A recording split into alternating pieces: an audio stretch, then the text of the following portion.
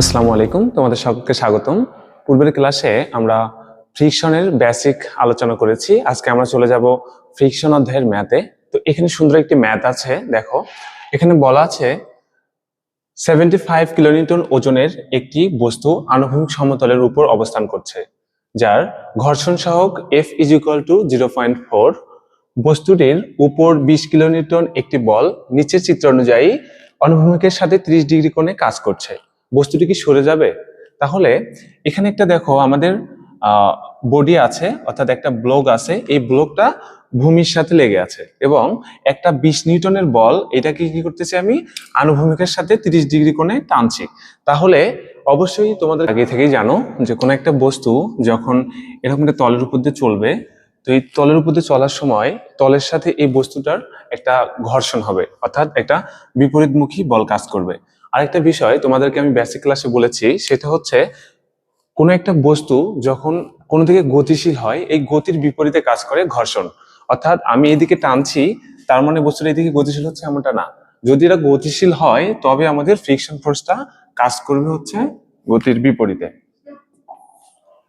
আচ্ছা, একটা জিনিস লক্ষ্য করো, আমি এদিকে টানছি, এদিকে টানার ফলে বস্তুটা গতিশীল হচ্ছে এদিকে, তাহলে আমার ফ্রিকশন ফোর্সটা কাজ করবে হচ্ছে এইদিকে। এটা হচ্ছে আমার ফ্রিকশনাল ফোর্স।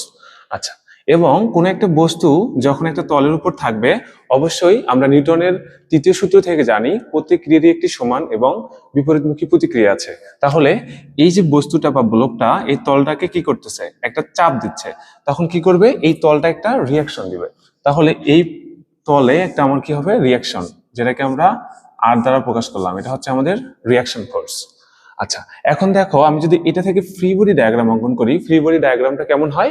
ফ্রি বডি ডায়াগ্রামটা হচ্ছে এফ আমার যাচ্ছে এদিকে, এরপর আর হচ্ছে উপরের দিকে, এবং এইখান থেকে আমার 20 কিলো নিউটন বলটা 30 ডিগ্রি কোণে ভূমির সাথে যাচ্ছে।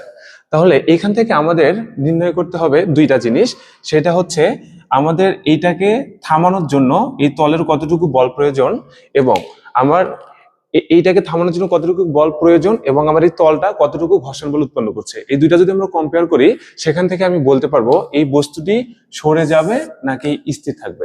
আচ্ছা, তাহলে দেখো আমাদের ফ্রিকশনের ক্ষেত্রে সর্বপ্রথম আমরা যে কাজটা করব সেটা হচ্ছে সামেশন অফ ভার্টিক্যাল ফোর্স। সেখান থেকে আমরা এই রিয়াকশনের মানটা বের করব। তাহলে আমরা যদি এখান থেকে করি সামেশন ভার্টিক্যাল ফোর্স = 0, যেটা আপওয়ার্ড পজিটিভ। ভার্টিক্যাল ফোর্সে কে আছে আমার আর উপরে, এরপরে +20 sin 30 ডিগ্রি, এবং এই পাশে আমার কে আছে, এটা হচ্ছে আমাদের ওয়েট 75 কিলোনিউটন, যেটা সবসময় নিচের দিকে ক্রিয়া করবে। তাহলে = আমি লিখতে পারি 75। তাহলে এখান থেকে আমরা রিয়াকশন ফোর্সের মানটা পাবো আর = 75 - 20 sin 30 করলে আমরা এখান থেকে মান পাবো হচ্ছে 10 = 65 কিলোনিউটন। ওকে, আচ্ছা এখন দেখো, এখন যদি আমি সামেশন অফ হরিজন্টাল ফোর্স করি, হরিজন্টাল ফোর্স করলে এই বরাবর দেখো এটা হরিজন্টালে, তাহলে আমি কিসের মানটা পাবো, এফ এর মান, যেটা হচ্ছে আমার এই বস্তুটাকে থামানোর জন্য কতটুকু বল প্রয়োজন। আচ্ছা, তাহলে আমি যদি এখান থেকে সামেশন অফ হরিজন্টাল ফোর্স = 0 যেটা করি, এটা ধরলাম রাইটওয়ার্ড পজিটিভ। ওকে, তাহলে এখান থেকে আমাদের ভ্যালুটা আসবে, দেখো 20 cos 30 - F = 0, বা F = আমাদের এখান থেকে মানটা আসবে 20 cos 30 10⁻², অর্থাৎ 17.32। তাহলে এটা হচ্ছে 70.32 কিলোনিউটন, যেটা হচ্ছে আমার এই যে বস্তুটাকে থামানোর জন্য এত বল প্রয়োজন। এখন আমরা দেখব এই তলটা কত বল উৎপন্ন করতে পারে। তল যদি এর থেকে কম বল উৎপন্ন করে তাহলে এটা কি হবে, গতিশীল হবে, এবং তল যদি এটা থেকে বেশি বল উৎপন্ন করে তাহলে এটা গতিশীল হতে পারবে না।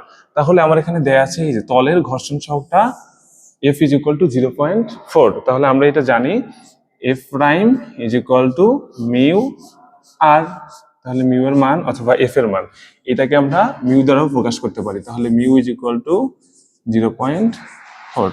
তাহলে আমি যদি এখান থেকে দেই 0.4 ইন্টু আর এর ভ্যালু হচ্ছে আমার 65 ইজ ইকুয়াল টু, এটি ক্যালকুলেশন করলে আমরা পাবো 65 ইন্টু 0.4 ইজ ইকুয়াল টু 26। তাহলে আমরা এইটা হচ্ছে আমার তল কর্তৃক উৎপন্ন বল, অর্থাৎ এই তলে ঘর্ষণ কত উৎপন্ন হবে, এই তলটা দ্বারা ঘর্ষণ উৎপন্ন হবে আমার 26 কিলোনিউটন।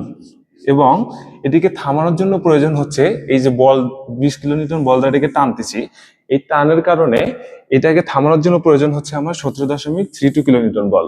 তাহলে থামানোর জন্য প্রয়োজন আমার 17.32 এবং আমার তল উৎপন্ন করতেছে 26। তাহলে আমরা কি বুঝতে পারতেছি, তলের উৎপন্ন বলটা বেশি, এজন্য বস্তুটা কি হবে না, সরে যাবে না। অতএব আমরা এখান থেকে লিখতে পারি যেহেতু A prime is greater than F, সুতরাং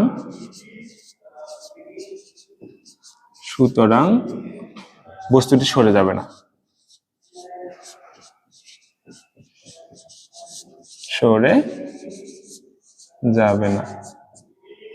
ধন্যবাদ সকলকে।